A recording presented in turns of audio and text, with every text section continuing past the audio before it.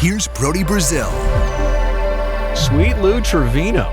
All right, so he took over the closer's role in 2021, and it's not something he'd ever been before in any professional rank. I mean, I looked at all his stats and just double-checked, but a starter, I believe, way back when, transitioned to the bullpen. Even with the A's when he debuted, he was a setup guy, and a very good one at that. But he assumed a brand new role in 2021, and it kind of had some highs to start, then some struggles, and then he found himself again for quite some time, and then the struggles got pretty intense, and then he found himself at the very end. But he definitely took over the closing role in 2021, and so I hope those experiences, all that stuff leads to just more comfort, confidence for him here in 2022. And it's going to be an important job to close out games for the A's, because if you're in there, you have the lead most likely, or it's a close game. So I'm just going to say slim leads are likely. Now, your closer is obviously going to be put in save situations, right? If you're up by 7, you're probably not going to see Lou Trivino in there. But I'm saying that the way the A's are designed, they may have a lot of games where they're down by 1 going into the 9th, tie game, maybe up by 1. I think this year might bring a different late inning scenario on the regular.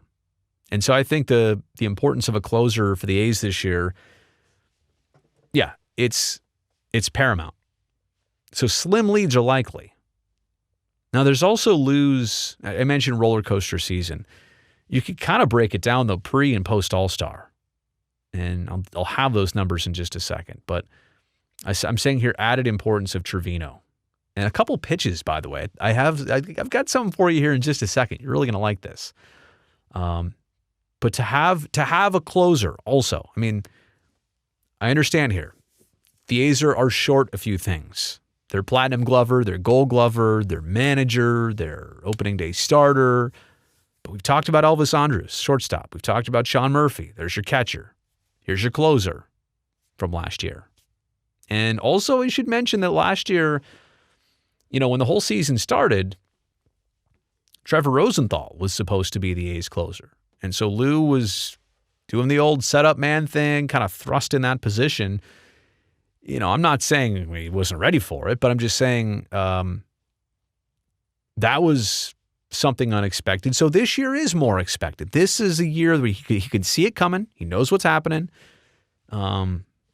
Hopefully for him, that leads to start to finish a lot more highs and a lot more consistent highs. So how about this? Opponents last year hit .042 off his curveball, and they hit a .132 off his changeup. Now, I don't have all the other averages, and I'm painting the good side of that picture. So his curveball and his changeup really worked last year. But then there was the whole roller coaster thing I was talking about there. A 1.84 ERA after 42 appearances, which was the All-Star break. So he was rolling going into that Midsummer Classic in Denver. But the second half, a 5.16 ERA in his final 29 appearances. And by the way, I think he ended up being 22 for 26 in converting save opportunities. So it just goes to show you that Lou was put in a lot of times in games that were either tied or maybe the A's were a little bit behind. But, it just seems like there was that span, whatever those 4 non-converted save opportunities were, I feel like they all happened within a week. Like they came fast and furious for Lou at the end. I'm glad the season, could wipe it away. He could take away the good, hopefully bring it to 2022. But it's good to have the closer locked in, no question, already.